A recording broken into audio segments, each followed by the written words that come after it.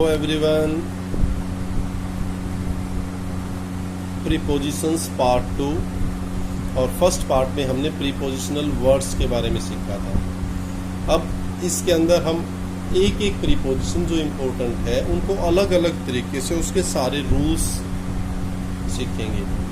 ये भी काफ़ी हेल्पफुल है, देखें अच्छा लगेगा, इंटरेस्टिंग लगेगा, काफ़ी प्रयास किया गया है आपके लिए। द एक्सप्रेशन ऑफ टाइम, अगर आपको समय की अभिव्यक्ति करनी, क्या कहा इसने, एक्सप्रेशन ऑफ टाइम। अगर आपको टाइम को एक्सप्रेस करना है, समय की अभिव्यक्ति है उस टाइम पर, उसके लिए कह रहा है एट इज यूज्ड। किसका प्रयोग होएगा, एट का। किसका होएगा, एट का। अब उसमें देखें, फॉर ए सर्टन मोमेंट और पॉइंट ऑफ टाइम। अब कहाँ होगा वो बता दिया इसने। फॉर ए सर्टन मोमेंट, कोई निश्चित मोमेंट है, या पॉइंट ऑफ टाइम, कोई भी पॉइंट बता दिया, 6 बजे, 7 बजे, 4 बजे, 5 बजे, एक पॉइंट बता दिया है। इसका मतलब निश्चित क्षण या समय बिंदु। क्लियर है भाई, गुड। अब आगे देखते हैं। अब एग्जांपल देखिए, द ट्रेन लीव्स एट। अब इसमें एक पॉइंट बताया, कितना, 2:45 PM। तो एक पॉइंट बता दिया। इसमें आप कह भी सकते थे 3 o'clock भाई, 3 बजे। तो जब पॉइंट है तो उससे पहले हमेशा एट आता है बच्चों, ये ध्यान रखना है कि कोई भी अगर पॉइंट ऑफ टाइम आपको मिल जाए तो एट करना है। We got up at dawn. अब ये टाइम के पॉइंट है, सूर्योदय है तो सनराइज, सूर्यास्त है तो सनसेट। इसी तरह डॉन, सूर्योदय को ही बोलते हैं DAWN, डॉन। तो उससे पहले भी at. And had breakfast at 8 o'clock। अब टाइम भी आ गया तो टाइम पॉइंट है तो उससे पहले भी eight.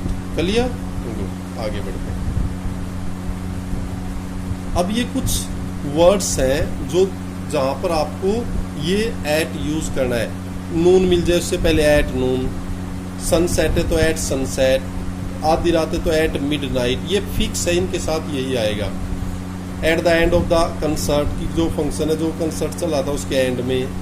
At the beginning of the lesson, इस लेसन के शुरुआत में। और कुछ मैंने बताया जैसे डांस, सनराइज, सनसेट, वहां पर एट का प्रयोग होता है।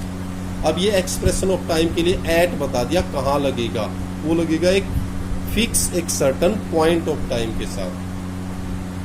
फिर आगे, for festivals which mark A point in the year. कह रहा है जो त्योहार जो वर्ष में बिंदु को बताते हैं, यूं बताते हैं भाई इस टाइम पर, which mark A point in the year.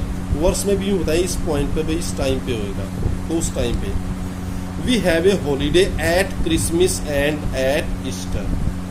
अब हमने छुट्टी की बात की तो we have a holiday at. अब कोई पॉइंट बता दिया कब होगी छुट्टियां वहां, जैसे अब दिवाली पे है तो we have a holiday at Diwali and Dussehra.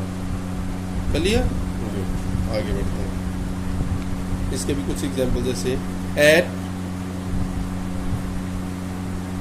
The Whitsun, at the New Year, at Michaelmas, at the weekend. अब कई बार कहते हैं ना भाई हम तो वहाँ छुट्टियां मनाने वीकेंड पे गए थे, at the weekend. With dinner time पे at dinner time, at bed time, भी सोते समय में ये ऐसा करता हूँ, at bed time. At high tide, भी काफ़ी ऊंच ज्वार भाटा आया हुआ था वहाँ, at low tide, low tide. Clear. तो ये सारे पॉइंट्स हैं जहाँ पर एट का यूज होता है। और भी देखें, इंटरेस्टिंग लग रहा होगा।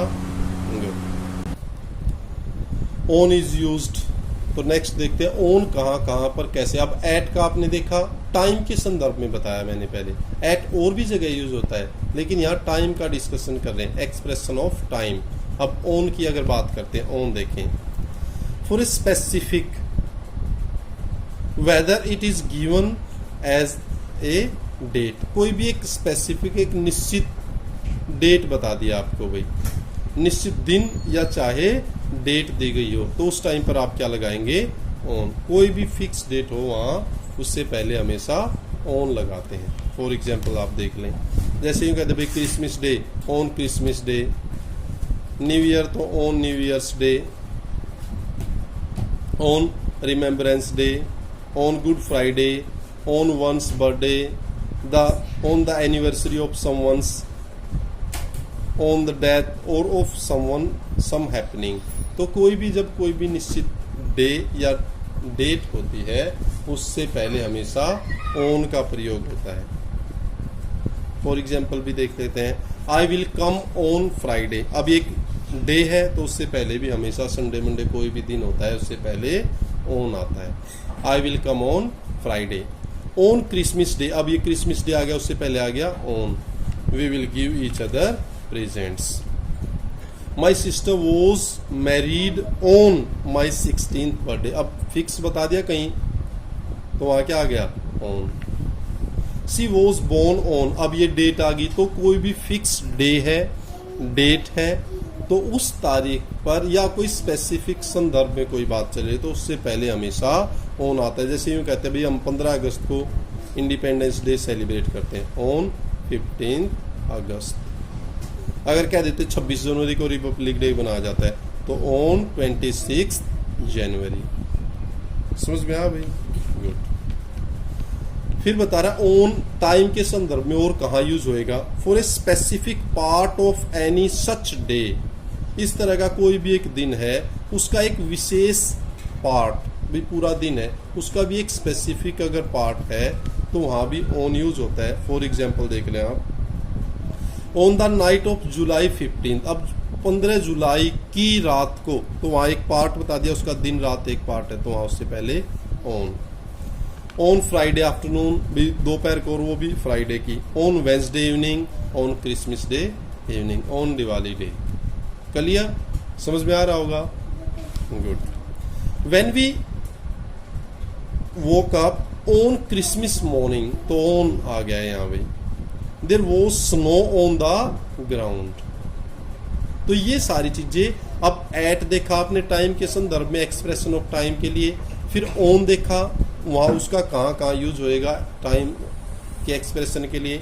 और नेक्स्ट है इन पीरियड ऑफ टाइम। ये किसके लिए आएगा, वो एक पॉइंट ऑफ टाइम के लिए आता, ये स्पेसिफिक डे और डेट के लिए आता और ये है पीरियड ऑफ टाइम समय बिंदु के लिए। देखते हैं एग्जाम्पल। इन द समर, अब समय बिंदु बता दिया कब भाई, गर्मी में इन द समर। सर्दी होता है in the winter. In September, अब ये पीरियड बता दिया भाई सितंबर के महीने में, गर्मी में, सर्दी में। इन द ईयर वर्ष में, इन 1948, इन द मॉर्निंग सुबह के टाइम पे, इन द इवनिंग। तो एक पीरियड बता रहा है ना कि कोई पॉइंट या कोई specific part. In the day time, in the dinner hour, in the summer holidays. Clear? तो ये सारी चीजें इनकी है जो हम टाइम एक्सप्रेशन के संदर्भ में यूज करते हैं। अच्छी लग रही होंगी? गुड। आगे देखते हैं। तो इनके कुछ सेंटेंसेस देख लें। We first came to live here in, हम पहली बार यहाँ 1962 में आए तो यहाँ इन आ गया, एक पीरियड शो कर रहा है। Cricket is played in summer and football in winter. तो टाइम पीरियड बता भी समर विंटर तो उससे पहले भी इन आ गया है। इनका प्रयोग और कहाँ बता रहा है, किसी कार्य को पूरा होने में लिए गए संपूर्ण समय को दिखाने के लिए। भी कोई चीज है वो पूरा होने में जितना टाइम लगा उसमें भी इन आता है। For example, a good train will get you from Sheffield to London in 3 hours। तो क्या एक अच्छी ट्रेन आपको 3 घंटे में वहां से वहां पहुंचा दे। एक पीरियड की बात कर रहे हैं हम, पूरा होने में कितना टाइम लगा तो वहां भी इन यूज हो गया। बोलो समझ में आया नहीं आया? He ran the distance in 3 minutes। अब वो बता दिया कितना टाइम पीरियड लगा, 3 minutes 35 seconds। समय जिसके अंत में कुछ घटित हो, कोई भी टाइम जिसके एंड में कुछ ना कुछ हैपनिंग होती है वहां। We shall be ready in a few minutes, भी कुछ देर में ही तैयार हो जाएंगे। We shall be ready. Come back in an hours time, 1 घंटे में वापिस आ जाना भाई। फिर टाइम के लिए, अब टाइम के लिए इन देखा आपने, ऑन देखा, एट देखा। अब टाइम के बारे में ही बात कर रहे हैं। नेक्स्ट ड्यूरिंग, टाइम शो के लिए ड्यूरिंग। ड्यूरिंग का प्रयोग कहाँ होगा, घटनाएं निरंतर रहती हैं, लगातार कार्य होने के लिए। भाई कोई चीज कंटिन्यू चल रही है, कोई कार्य इन कंटिन्यूएशन है तो वहां ड्यूरिंग का प्रयोग होगा। During the war food was rationed, युद्ध के समय भोजन दिया गया था। We work during the day and sleep during the night. तो एक पूरी समय अवधि है भाई, इस टाइम पर ये चीज चल रही थी या हो रही थी। क्लियर? गुड। और देखें बाई का प्रयोग, फिर कह रहा है लेटेस्ट टाइम के लिए भी, कोई भी लेटेस्ट टाइम है उसके लिए बाई का प्रयोग होता है जब कोई चीज घटित होती है।